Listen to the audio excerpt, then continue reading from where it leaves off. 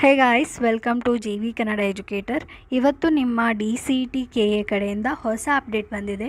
ಏನಪ್ಪ ಅಂದರೆ ನಿಮ್ಮ first round option entry extend ಆಗಿದೆ. ಎಲ್ಲಿವರೆಗೂ ಅಂದರೆ 17th ಮಾರ್ನಿಂಗ್ 11 AM ಎಕ್ಸ್ಟೆಂಡ್ ಆಗಿದೆ.